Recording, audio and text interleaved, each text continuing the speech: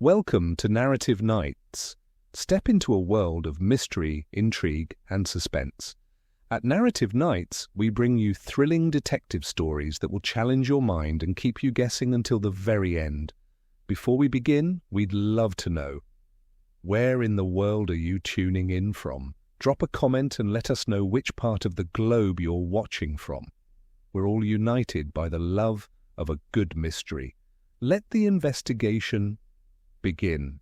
The Man Who Painted Nothing. Chapter 1. A Curious Bequest.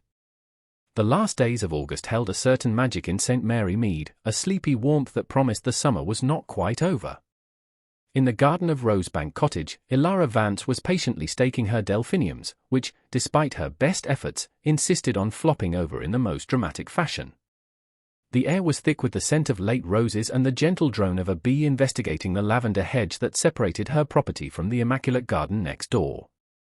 "A lovely afternoon, my dear," came a soft, fluting voice from the other side of the hedge. "Though I do believe your blue sceptres are feeling a little faint in the heat." Elara smiled, pushing a strand of chestnut-coloured hair from her brow. "Good afternoon, Miss Marple. They're determined to cause trouble. I suppose they feel they aren't getting enough attention." Miss Marple's bright, bird-like eyes twinkled above the lavender. Her fingers, surprisingly nimble, were busy with a length of fluffy white knitting. "Oh, things can be very particular when they feel they are being overlooked. Reminds me of old Mr. Petherton's prize marrow. It simply refused to grow another inch until he moved it to the very center of his vegetable patch. Attention, you see. It is a powerful tonic." Her gaze sharpened, though her expression remained perfectly placid. "You have been waiting for something yourself, I think. For the past fortnight. You have the look of someone expecting the postman, but not for a letter." Elara paused, secateurs in hand. It was, as always, unnerving and deeply comforting how Miss Marple could notice such things. "Is it that obvious?" "It is a particular kind of watchfulness," Miss Marple observed. "Much like Mrs. Higgins before her daughter finally announced her engagement. Expecting news, and not entirely sure if it will be good or bad." Before Elara could reply, a sound quite alien to their quiet lane broke the afternoon peace, the crunch of tires on gravel, followed by the formal, wheezing cough of an expensive motorcar engine being switched off. Both women looked towards the lane. A gleaming black Daimler, a vessel of London seriousness in a sea of country calm, had pulled up before Rosebank's gate. A man in a stiff, dark suit emerged. He was of middle age, with a pale, serious face and a bearing that suggested he spent his life handling documents of great importance. He consulted a piece of paper, glanced at the name on the cottage gate, and proceeded with the grim determination of an undertaker. "It seems your news has arrived," Miss Marple murmured, her knitting needles giving a soft, thoughtful click. The man introduced himself as Mr. Penge, a solicitor from the firm of Penge, and Atherton. He spoke in dry, rustling tones, as if his vocal cords were made of parchment. He had come, he explained, to execute a clause in the last will and testament of his client, the late Lord Ashworth of Devon. Elara was baffled. "Lord Ashworth? I believe he was a distant cousin of my mother's. I certainly never met him." "Quite," said Mr. Penge, as if this were entirely expected. "His lordship passed away some 6 weeks ago. A tragic accident. A fall." He cleared his throat. "You are the sole beneficiary of a specific item from his estate. A family heirloom, of sorts."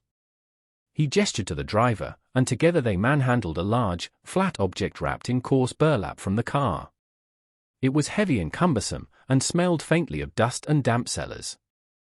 They carried it into Elara's small sitting room, where it leaned against the wall like a silent, hulking visitor, utterly out of place amongst the chintz and faded watercolours.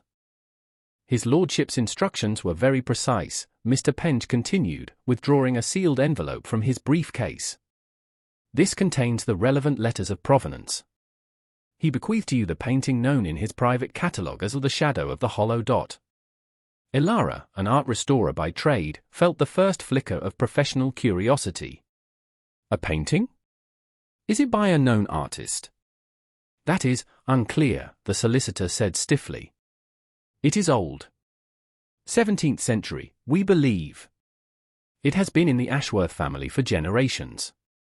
And that, he paused, his duty compelling him to finish, brings me to the final, and rather peculiar, instruction. He took a deep breath, his gaze fixed on a point just above Elara's head. His lordship was most particular that I relay this verbatim upon the delivery of the object. It is a note he appended to the will himself. He cleared his throat again. The message is as follows: some doors are best left unopened. May God have mercy on the hand that opens this one. The silence that followed was broken only by the ticking of the grandfather clock in the hall. The solicitor's words hung in the air, a sudden chill in the warm, sunlit room. Mr. Penge, his duty done, gave a curt bow, refused the offer of tea, and retreated to the safety of his Daimler, leaving Elara alone with her curious bequest. She stood for a long time, staring at the burlap-wrapped rectangle. The mundane scent of dust now seemed to carry a hint of something else, something ancient and foreboding. Her fingers twitched with the desire to pull away the covering, yet the solicitor's solemn message echoed in her mind. A strange inheritance from a man she'd never met. A painting with a cryptic name. And a warning that felt like a cold hand reaching out from the grave. Chapter 2: The Azure Void. A sleepless night does little to demystify an object. Elara found that the painting, sitting in the grey morning light, looked no less ominous than it had the day before. The solicitor's warning had coiled itself in her thoughts, a serpent of doubt. But alongside the apprehension, a stronger, more familiar feeling was taking root: professional curiosity. She was a restorer. Her life was dedicated to scraping away the grime of centuries to find the truth of a thing. To leave this canvas untouched, to be cowed by a dead man's melodramatic fancy, felt like a betrayal of her very self. After a strong cup of tea, her resolve hardened. She moved the heavy object from the sitting room to her studio at the back of the cottage, a bright, airy space that smelled cleanly of turpentine and linseed oil. Here, surrounded by the logical tools of her trade, the scalpels, the solvents, the magnifying lamps, the supernatural felt a great deal further away. She placed the painting on her sturdiest easel and, with a sense of ceremony, snipped the twine and pulled away the rough burlap. The canvas that was revealed was, at first glance, a profound disappointment. It was almost entirely black. What little of the image was discernible through the thick, cracked, and yellowed varnish was a murky landscape of indeterminate features. It was a ruin, a ghost of a painting. Any other client would have declared it a lost cause. But Lord Ashworth had not sent it to her for evaluation, he had sent it for a reason. Elara slipped into her work apron, the familiar comfort of it settling her nerves. The first step was always the same, the small test patch to determine the nature of the varnish and the stability of the pigments beneath. She selected a tiny area in what she presumed was the top left corner, likely a section of sky. Mixing a mild solvent solution, she dipped the end of a cotton swab and, holding her breath, gently touched it to the canvas. She worked with the patience of a surgeon, rolling the swab in a slow, circular motion. The dark grime began to lift, dissolving into a muddy brown stain on the cotton.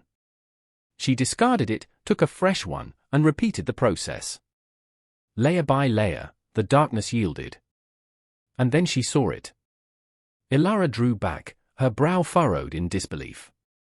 Beneath the centuries of filth, there was color. But it was not the muted, earthy blue of a 17th-century landscape. It was a blue of impossible vibrancy, a piercing, luminous azure that seemed to hum with its own inner light. It was the blue of a kingfisher's wing, of a shard of stained glass in a sunlit cathedral. It was utterly magnificent, and utterly wrong. No artist in the 1600s possessed the pigments to create such a hue. It was anachronistic, a chemical impossibility. She was still staring at the tiny, glowing patch of blue when a frantic tapping came at the studio's garden door. It was Mrs. Bantry from the hall, her face a mask of distress, her hat slightly askew. "Elara, my dear! It's the most dreadful, the most inexplicable thing," she declared, bustling in without waiting for an invitation. Miss Marple followed in her wake, carrying a small basket containing a jar of her famous damson jam, her expression one of polite concern. "Dolly, do catch your breath," Miss Marple said calmly, placing the basket on a clear corner of a workbench. "Now, what is all this bother?" "It's my delphiniums," Mrs. Bantry wailed, sinking into the only spare chair. "My Bantry blues. The pride of the village. They're gone." Elara poured her a glass of water. "Gone? You mean, someone has stolen them?" "That's the thing," Mrs. Bantry exclaimed. "There's no sign of it. No footprints in the flower bed, no broken stems, not a single petal dropped. Arthur has searched the entire perimeter. It is not as if someone dug them up. It is as if they were never there at all. The whole row, clean gone. As if the earth just swallowed them." "How very peculiar," Miss Marple murmured, her gaze distant. "A most tidy thief. Most thieves, in my experience, are so dreadfully messy. Young Fred Pilcher, when he stole Farmer Giles's chickens, left feathers all the way down the lane." She turned to Mrs. Bantry. "And you are quite sure, Dolly?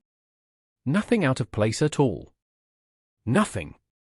It's maddening. It's unnatural." After Mrs. Bantry had been soothed and had departed, still muttering about botanical witchcraft, Elara began to tidy her things. The strange tale of the vanishing flowers was, she thought, exactly the sort of inexplicable fuss that defined village life. Her eyes drifted back to the painting on the easel. She walked over to it, drawn again to that impossible patch of sky. She leaned in closer, studying the brilliant color, the way it seemed to absorb and radiate the light. It was a unique shade, a pure, deep, and perfect azure. And then, with a jolt that went through her like an electric shock, she knew. She knew that color. She had seen it only yesterday, staked neatly in a row in her neighbor's garden, their proud heads nodding in the summer breeze. It was not just a similar blue. It was the exact, unmistakable, prize-winning shade of Bantry blue. Chapter 3, The Cottage That Wasn't. Coincidence. The word became a shield for Elara, a flimsy piece of logic she held up against a creeping, irrational dread. It was a remarkable coincidence, of course, a 1 in a million chance, but a coincidence nonetheless. The world was full of them. Miss Marple herself was fond of pointing them out, how a visiting nephew might have the same unusual surname as a character in a book she was reading.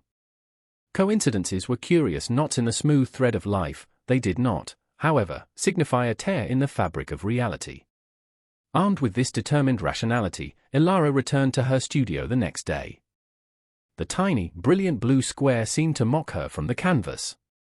To ignore it felt like cowardice. To continue felt like tempting fate. She decided to treat it as a test. She would clean another section, something entirely different, and prove to herself that the Bantry blue incident was a simple, freakish anomaly. She chose a spot near the bottom of the canvas, a section of what appeared to be solid, impenetrable black. Her touch was even more meticulous than usual, her movements precise and controlled. For an hour, she worked in silence, the only sound the soft whisk of cotton on canvas and her own steady breathing. Slowly, reluctantly, an image emerged from the gloom. It was a cottage. A small, sturdy structure of pale, moss-dappled stone, with a deeply thatched roof that sloped low over a single, small window. To its left stood the dark, angular shape of a yew tree. It was a charming, if rather humble, dwelling, the sort of place one saw in picturesque engravings of the English countryside. There was nothing remarkable about it, nothing impossible or anachronistic. Elara felt a wave of relief. It was just a painting. An old, dirty, but perfectly ordinary painting. Feeling a sudden need for fresh air and human company, she cleaned her hands, put on a cardigan, and decided to walk into the village to post a letter. The familiar stroll down the lane, past gardens brimming with dahlias and Michaelmas daisies, was wonderfully reassuring. The village centre, however, was in a state of mild commotion. A small cluster of people, including Colonel Melcher and the vicar, were gathered outside the post office, surrounding its beleaguered postman, old Mr. Tibbs. Mr. Tibbs, a man who had walked the same route for 45 years and prided himself on his unfailing regularity, was looking utterly bewildered. I tell you, it ought to be there, he was saying, his voice strained with frustration as he gestured vaguely towards the woods. I have a letter for old Mrs. Gable at Hemlock Cottage. I've delivered her pension every month since before the war. But the path isn't where it should be. Nonsense, Tibbs, huffed the Colonel. Path doesn't just get up and walk away. Must have taken a wrong turning. I did no such thing, the postman retorted, his cheeks flushed. I know that path like the back of my hand. Or I thought I did. It's the little track that turns off just after the old stile. But I went there not 20 minutes ago, and there's no track. Just a solid wall of brambles. And no cottage. I walked the whole length of the woods. It's gone. Miss Marple, emerging from the grocer's with a small bag of bullseyes, joined the edge of the group. Are you feeling quite yourself, Mr. Tibbs? She asked kindly. Right as rain, Miss Marple. That's what's so queer. It's not that I can't find it. It's that. I'm beginning to feel I must have imagined it all along. As if my own memory is playing tricks on me.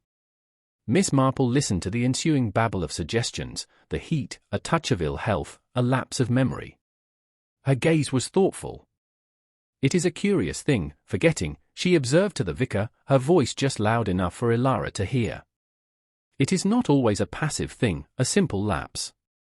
My great-aunt used to say some memories were like naughty children you had to physically turn out of a room. Sometimes, forgetting can feel quite forceful. Almost an active removal of a thing from one's mind. A profound chill washed over Elara, colder than any winter wind. An active removal. The phrase snagged in her mind. She stepped forward. Mr. Tibbs, she began, her own voice sounding distant to her ears. Hemlock Cottage, what does it look like? The postman screwed up his face in concentration, the effort seeming to cause him pain. Why, it's a little place. Made of that pale stone from the old quarry. A thick thatched roof, slopes right down low. And there's a great old yew tree right by the door, stands there like a sentry. He had described, with perfect accuracy, the cottage Elara had just spent the last hour uncovering from a sea of black paint. The shield of coincidence shattered into 1,000 pieces. Elara murmured a hasty excuse and turned, walking quickly at first, then almost running, back towards her cottage. The sun was still warm, the bees were still humming, but the world had tilted on its axis. She was no longer restoring a painting. She was committing an act of erasure. Chapter 4, The Artist in the Gloom. Panic is a poor counselor. Elara fled her studio as one might flee a house on fire, slamming the door behind her and leaning against it in the dim safety of her hallway, her heart hammering against her ribs. The rational part of her mind, now a small, frightened voice in a sea of terror, was chanting a mantra of denial. It is not possible. It cannot be. But the evidence was absolute. A row of prize-winning flowers and a stone cottage, both vouched for by the entire village, had ceased to be. Their only remaining trace was as fresh paint on a cursed canvas. She had not restored a painting, she had dismantled a part of the world. For the rest of the day, she avoided the studio. She tried to busy herself with gardening, but found herself staring at the roses, wondering how permanent they truly were. She tried to read, but the words swam before her eyes. Every shadow seemed to stretch and deepen, and the familiar ticking of her clock sounded like a countdown. What was she to do? Destroy the painting? The thought was terrifying. What would happen if she simply slashed the canvas or set a match to it? Would the cottage and flowers reappear, or would they be obliterated forever? And what of the force behind it? Would destroying its prison set it free? As dusk began to bleed into the sky, a different kind of resolve took hold. It was not bravery, but a cold, desperate need to know. She could not live with this half-knowledge, this creeping, formless dread. She had to see the whole picture. She had to face the artist. Waiting until the moon was high and the village was asleep, she returned to the studio. The night felt different here, more profound, more silent. She switched on her bright, clinical work lamp, its focused beam a small island of light in the oppressive darkness. The painting sat on its easel, waiting. The small patch of impossible blue and the charming, non-existent cottage seemed to watch her with a quiet malevolence. With a tremor in her hand she would not permit to travel up her arm, she prepared a fresh solvent. She would not choose a spot at random this time. Her eye scanned the murky canvas, settling on a dark, indistinct area in the bottom right-hand corner. A place of deep shadow, where an artist might place himself as a silent observer to his own creation. She began to work. The process was agonizingly slow. The grime here was thicker, more resistant. But bit by bit, it yielded. First, the dark sleeve of a coat, rendered in a black so deep it seemed to absorb the light. Then, a pale, long-fingered hand, holding not a palette, but a single, delicate paintbrush. Her own breath caught in her throat. She was getting closer. Carefully, so carefully, she worked her way upwards from the hand. The cuff of a lace sleeve. The hard line of a jaw. And then, the face. It was a man's face, gaunt and ascetic, framed by lank, dark hair. It was not monstrous. It was harrowingly human. But the eyes were pits of shadow, and they held an intensity that chilled Elara to the bone. They were eyes that had seen too much, or perhaps, had willed too much into nothingness. And as the last film of grime lifted, Elara felt a dizzying, sickening lurch of perspective. The eyes were not merely looking out from the canvas. They were looking directly, and with a terrible, ancient intelligence, at her. At that precise moment, a coldness completely unrelated to the night air began to seep into the room. It was a deep, penetrating chill that felt as if it were emanating from the painting itself. Goose flesh prickled on Elara's arms. Her breath plumed in front of her. The brilliant bulb in her work lamp flickered once, twice, and then, with a soft pop, extinguished. Plunged into a sudden, profound darkness, broken only by the pale silver moonlight filtering through the window, Elara froze. The silence in the studio was absolute, heavy and watchful. She could feel a presence in the room, a concentration of the cold, standing before the easel. And then, a word bloomed in the center of her mind. It did not come through her ears, but was simply there. A whisper of thought that was not her own, as clear and as cold as ice. Silas. It was a name. The artist's name. A name that had not been spoken aloud for centuries, yet it echoed in the terrified silence of her mind. She was not alone. She was not restoring a painting. She was breaking open a tomb. With a strangled cry, Elara stumbled backwards, knocking over a stool with a clatter that sounded like a gunshot in the stillness. She scrambled for the door, her hand fumbling for the knob, and fled into the safety of her house, leaving the painting to sit in the moonlight, the artist in the gloom watching her go. Chapter 5: A Legend of Erasure. Sleep offered no escape, only a landscape of dark canvases and watchful, painted eyes. By the time the sun rose, casting long, gentle shadows across her lawn, Elara Vance had come to a decision. She could not face this alone. There was only one person in St. Mary Mead whose calm wisdom felt like a shield against the encroaching madness. She found Miss Marple in her sitting room, the morning sun illuminating the dust motes dancing in the air. The room was a haven of peaceful normality, filled with the scent of beeswax and potpourri. Miss Marple looked up from a letter she was reading, her expression instantly sharpening with concern at the sight of Elara's pale, sleepless face. "My dear child," she said, setting her letter aside. "You look as if you have seen a ghost." The simple, proverbial phrase was so close to the truth that it broke through Elara's composure. Sinking into an armchair, she told her everything. The words tumbled out, her methodical test on the cottage, the postman's bewildering memory lapse, the chilling decision to work through the night, the face emerging from the gloom, the unnatural cold, and finally, the name whispered into the silent theatre of her mind.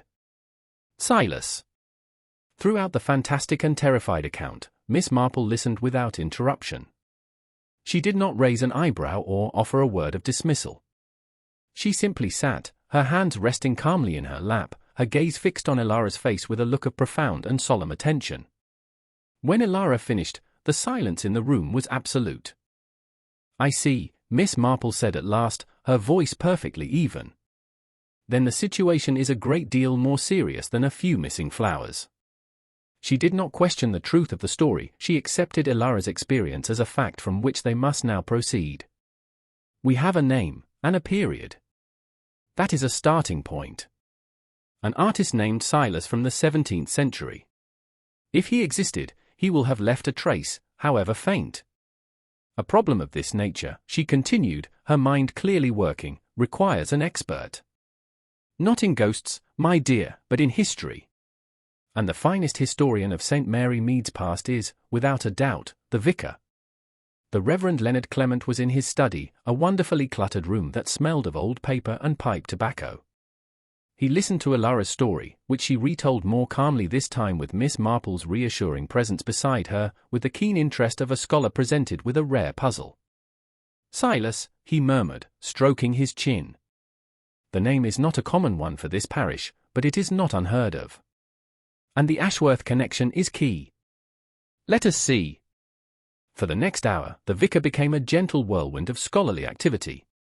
He pulled down heavy, leather-bound parish ledgers, their pages brittle with age, and vast, dusty tomes on the county's history. He mumbled to himself as he scanned lists of births and deaths, his finger tracing lines of faded, spidery script. At last, in a slim, unassuming volume titled Forgotten Tales of the Lendale Valley, his finger stopped. Ah, he said softly. Here. It is not history. It is folklore. But I believe we have found your man. He adjusted his spectacles and began to read. The legend speaks of an artist known as Silas the Silent, who lived in a small, isolated hamlet called Hemlock's Hollow in the mid-17th century. He was, the story says, a recluse of prodigious and unsettling talent. His landscapes were said to be so lifelike that birds would try to fly into them. But the legend calls his talent the painter's envy, a desire to not merely capture reality, but to possess it. Elara felt a cold knot tighten in her stomach. The vicar continued. There was, it seems, a bitter dispute between Silas and the then Lord Ashworth over a parcel of land that Ashworth wished to clear for pasture. Silas refused to leave. Harsh words were exchanged. Threats were made. A week later, Lord Ashworth rode to the hamlet with his men, intending to evict the artist by force. He looked up from the book, his eyes wide. But when they arrived, the valley was empty. The entire hamlet, the cottages, the livestock, the people, even the trees on the near slope, had vanished overnight. There was no sign of a fire, no struggle, nothing. It was simply gone. The only thing they found was in Silas's abandoned cottage. On his easel, there was a single, freshly painted canvas depicting, with breathtaking perfection, the hamlet of Hemlock's Hollow.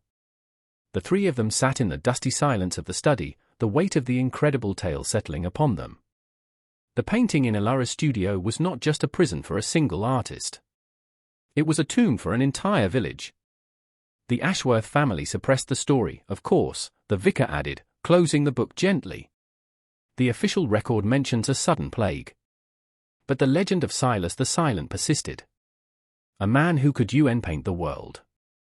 He shook his head. The Ashworths have always been a proud, contentious family. One wonders if this is truly the work of a ghost, or the result of some old feud resurfacing. These great families and their rivalries can be every bit as strange as any folktale. As they walked back from the vicarage, the afternoon sun seemed to offer little warmth. Elara's fear had a new and terrible shape. She was not just dealing with a spirit trapped in a painting. She was dealing with a man who, in a fit of rage and defiance, had possessed the power to erase a piece of the world from existence. And she, brushstroke by brushstroke, was restoring that power. Chapter 6, A Painted Warning. Knowledge, Elara discovered, was not power. It was paralysis. For 3 days after the visit to the vicarage, the door to her studio remained locked. The legend of Silas the Silent was a weight that pressed down on her, robbing her of sleep and appetite. To continue her work now felt like a monstrous act of collaboration. To abandon it felt like leaving a loaded gun on a table. The painting sat in the darkness, a malevolent presence she could feel even through the locked door. Village life, in its comforting ignorance, continued unabated. The mysterious disappearance of Hemlock Cottage was already hardening into local folklore, a tall tale to be told over a pint at the Blue Boar. Mrs. Bantry had planted new geraniums where her delphiniums had once stood, declaring them to be a far more reliable flower. Only Elara knew the truth, and the secret was a cold and lonely burden. It was Miss Marple who finally broke the spell. She found Elara listlessly weeding a flower bed that was perfectly clear of weeds. "A watched pot never boils, my dear," she said, her knitting needles clicking softly. "And a feared task only grows more fearsome in the shadows. Sometimes, one must simply switch on the light and look at a thing squarely, if only to understand its nature." Her words, gentle as they were, held the force of a command. That evening, heart-pounding, Elara unlocked the studio door. The air inside was cold and still. The painting on its easel seemed to draw all the light in the room towards it. She did not approach with her tools, but as one might approach a caged and sleeping tiger. She was not here to work, only to look. To try and understand. Her eyes went immediately to the figure of the artist. She stared at the pale, gaunt face, the dark, intense eyes. And then she noticed it. A change. It was so subtle she thought at first she was imagining it. But she was a restorer, her eye trained to observe the most minute details. The figure's head was turned, just a fraction of a degree more to the left. Before, his gaze had met hers head-on. Now, his painted eye seemed to be looking just past her shoulder, towards the window that overlooked the lane. A new wave of fear, sharp and specific, washed over her. The figure was not static. It was aware. Her gaze darted over the rest of the canvas, searching for other changes. It was then she saw the word. On the door of the little stone cottage she had uncovered, the one that had once been Hemlock Cottage, something had been added. It was faint, looking less like paint and more like a scratch made into the surface with the sharp end of a stick. It was a single, spidery word, etched with what looked like desperate haste. Beware. The word was a scream in the silent room. A threat? A curse? As she leaned closer, her mind racing, a sudden rushing sound from above made her flinch. With a deafening crack, a heavy, leather-bound book, a vast encyclopedia of Renaissance art that she kept on the highest shelf, slid from its perch and crashed to the floor, its pages splayed like a broken wing. It landed precisely where she had been standing a moment before. Elara cried out, stumbling back against a workbench, her hand flying to her throat.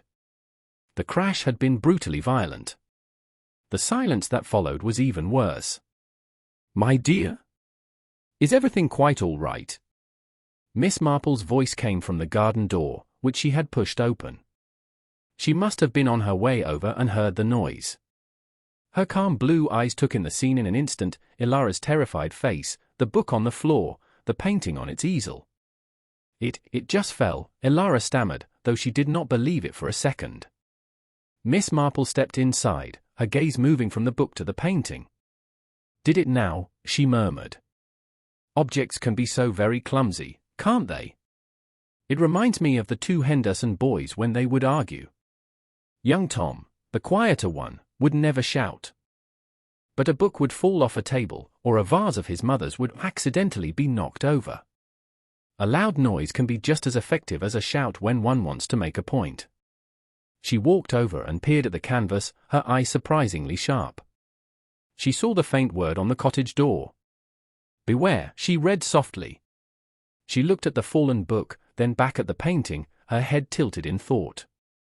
"It is very curious," she said, her voice thoughtful. "One might see that as an attack. A threat to frighten you away." She paused, her gaze resting on the figure of Silas, whose eyes were still fixed on a point past them, towards the window. "But there is another possibility," Miss Marple continued. "That book did not fall when you entered the room. It fell just as you were reading that word. It is almost as if someone were trying to distract you. Or, perhaps, to urgently draw your attention to the message itself. Not a threat, my dear, but a desperate warning." Elara stared at her friend, then back at the canvas. The word seemed to change its meaning before her very eyes. Beware! Not a curse spat from the canvas, but a desperate cry from within it. The falling book was not an assault. It was a frantic, helpless gesture, the only way a man trapped in paint could slam his fist on a table to make a point. The question was no longer what Silas wanted to do to her. The question was what he was trying to warn her about. Chapter 7: The Hollow at the Crossroads. The disappearance of Mrs. Bantry's delphiniums had been a curiosity. The vanishing of Hemlock Cottage was deeply unsettling. But the absence of the great oak tree at the crossroads was a violation. It had stood there for centuries, a silent witness to the village's entire history. Its gnarled branches were a landmark for travelers, a climbing frame for generations of children, and a steadfast companion to the bench beneath it. And now, where it had been, there was nothing. Not a stump, not a splinter, not so much as a disturbed patch of earth. There was only a profound and disturbing hollowness that seemed to pull the very sky down into it. The village was in an uproar. Constable Pork was utterly flummoxed, scribbling nonsense in his notebook about botanical larceny on an unprecedented scale. Elara Vance, however, felt a cold dread that had nothing to do with theft. She had worked on the painting, absently, the day before the legend was uncovered, her brushstrokes meticulously clearing the grime from a magnificent, sprawling oak that dominated the center of the painted landscape. The moment she heard the news from a breathless village girl, she knew. She was standing before the easel, her hands clasped tightly, when a soft tapping came at her cottage door. It was Miss Marple, a ball of fluffy white wool in her knitting bag and an expression of serene composure on her face.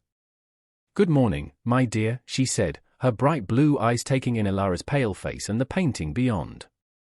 "Quite a spot of bother at the crossroads, it seems. One feels quite lost without the old oak." "Miss Marple, it's the painting," Elara whispered, her voice trembling. "It's getting stronger." This was the largest erasure yet. "It's as if he's shouting, louder and louder." "Indeed," Miss Marple murmured, settling herself into a chintz armchair. Her gaze was fixed not on the supernatural elements of the canvas, but on the very human portrait of Silas. And when someone is shouting, it is usually because they feel they are not being heard. "The painting is making a great deal of noise, my dear. I think it is high time we discovered who it is shouting about." She looked from the painting to Elara, her gaze clear and direct. "If Silas is giving a warning, it must be a warning against a person. And the most important person in this affair, aside from yourself, is the man who owned the painting before you. The man who died." The logic was inescapable. The supernatural occurrences were not the mystery itself, but merely a frantic finger pointing towards it. Following a discreet telephone call from Miss Marple, Julian Croft would agree to call upon them that afternoon, ostensibly to discuss a formal valuation of the painting. He arrived in his gleaming Daimler, dressed in expensive tweeds, looking every bit the charming country gentleman. "An extraordinary business, this tree," he said, accepting a cup of tea from Elara. "Mass delusion, I expect." The power of suggestion in a small community is remarkably potent. "Some things are rather more potent than suggestion, Mr. Croft would," said Miss Marple from her corner, her needles giving a gentle click-click. "Grief, for example. And greed." Julian's smile tightened just a fraction. "I'm not sure I follow."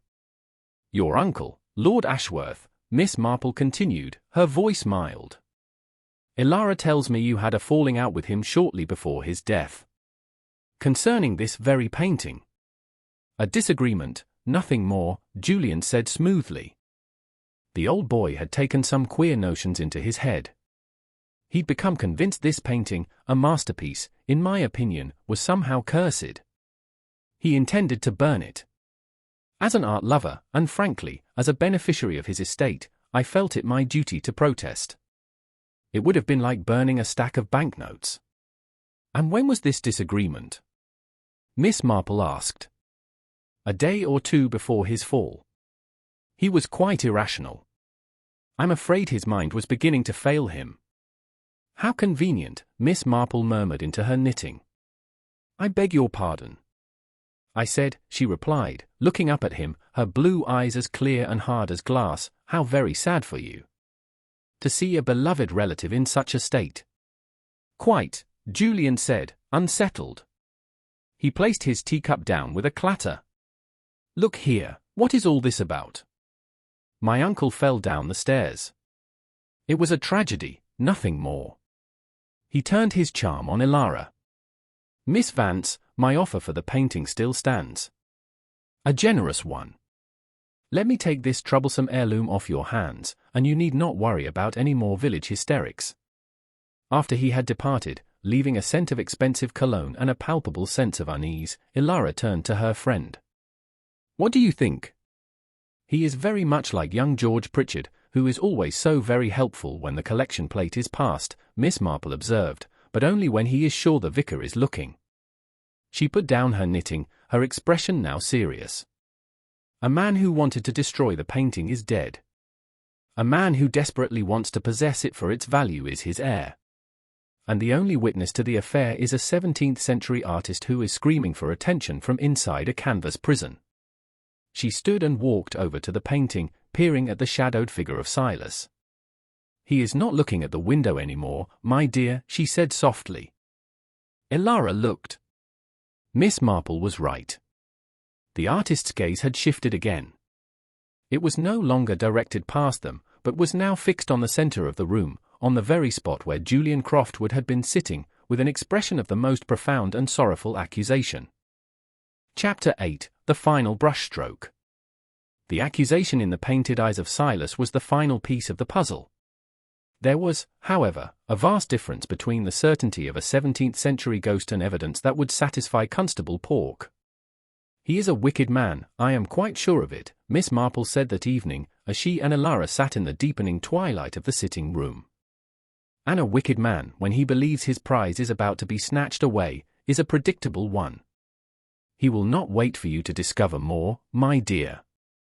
He will act. And so, they set a simple trap.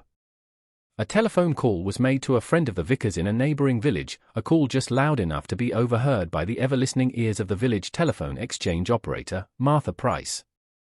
The message was simple: an expert from the Courtauld Institute in London was arriving in the morning to assess a remarkable, newly discovered painting. The bait was laid. They did not have to wait long.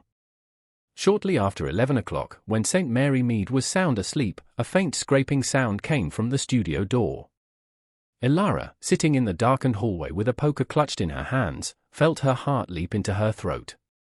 The door creaked open, and a dark figure slipped inside, using a pencil-thin torch to navigate the cluttered room. It was Julian Croftwood. He went directly to the easel, his movement swift and proprietary. Just as his hands touched the frame, the main lights flashed on. Julian spun around, blinded, a snarl of fury on his face. Elara stood in the doorway, looking far braver than she felt. From the pantry, Miss Marple emerged, and behind her, looking grim and clutching his truncheon, was Constable Pork. I believe that is not your property, Mr. Croftwood, Miss Marple said, her voice cutting through the tense silence. Julian recovered quickly, his charm curdling into a sneer. Don't be absurd. This is a family matter. Miss Vance is clearly unwell, suffering from delusions. I am simply securing an heirloom. It was never about the heirloom, was it? Miss Marple said, taking a step into the room. It was about a fall down the stairs. It was about your uncle discovering the truth of this painting, its dreadful power, and deciding, quite rightly, that it must be destroyed. A decision that would have cost you a fortune. She laid out the facts with the simple, devastating precision of a master craftsman. The argument Julian had admitted to, the convenient timing of the fall, the greed that dripped from his every word. You pushed him, Mr. Croftwood, she stated simply. And your solicitor, Mr. Penge, a weak man easily intimidated, helped you ensure the will was executed in such a way that the painting would come here. To a quiet art restorer from whom you thought it could be easily retrieved. His little warning about unopened doors was not some ancient curse. It was a piece of cheap theatre to frighten Miss Vance away from her work. This is insane. Julian snarled, his eyes darting around for an escape. You have no proof. Only the ravings of a madwoman and a hysterical girl. Oh, but we have a witness, Miss Marple said softly, gesturing with her head towards the easel. A very old witness. A man who saw you, I am quite sure of it, and who has been trying to tell us what he saw ever since. The erasures were not a curse, they were a cry for help. A warning. Cornered and exposed, Julian's rational mind snapped. With a roar of fury, he lunged, not for the women, but for the source of all his trouble. He grabbed the largest object on the nearby workbench, a heavy glass jar of turpentine, and hurled it directly at the canvas. Elara cried out. Constable Pork surged forward. But it was too late. The jar shattered against the painting. The solvent, the very liquid used to reveal the painting's secrets, now acted as its undoing. As the turpentine streamed down the ancient oils, the magic that had held the canvas together for 300 years broke. A silent, rushing wind filled the studio, whipping their hair and clothes. A deep, sonorous hum vibrated through the floorboards. The painting on the easel began to glow with a brilliant, internal light. The figure of Silas the artist turned his head. His eyes, for so long filled with torment and accusation, softened with an expression of infinite gratitude. He gave a faint, peaceful smile, and then, like a watercolor in the rain, his image dissolved into the landscape. The entire canvas shimmered violently for a moment, and then the light died, leaving behind a beautiful, exquisitely rendered, but perfectly ordinary 17th-century painting. At that moment, a frantic shout came from the lane. It was young Bertie, the baker's boy, his eyes as wide as saucers. "It's back," he yelled. "The old oak. It's back at the crossroads." The spell was broken. Tilda. The following afternoon, the sun was once again warm and the village was abuzz with the joyous, inexplicable return of its landmarks. Julian Croftwood was in custody, and a shaken Mr. Penge was telling the authorities everything he knew. Elara and Miss Marple sat in the garden, a pot of tea between them. The now harmless painting was propped against a wall, its pastoral scene of Hemlock's Hollow basking in the gentle sunlight. "It's strange," Elara said. "To think all that magic was real." Miss Marple smiled, pouring the tea with a steady hand. "The magic in the canvas was indeed a rare and powerful thing, my dear. But it is the magic within people, their greed, their desperation, their capacity for wickedness, that is the truly dangerous sort." She passed Elara a cup and looked out over the peaceful garden, a picture of perfect, English calm. "It is, you see, so much more common.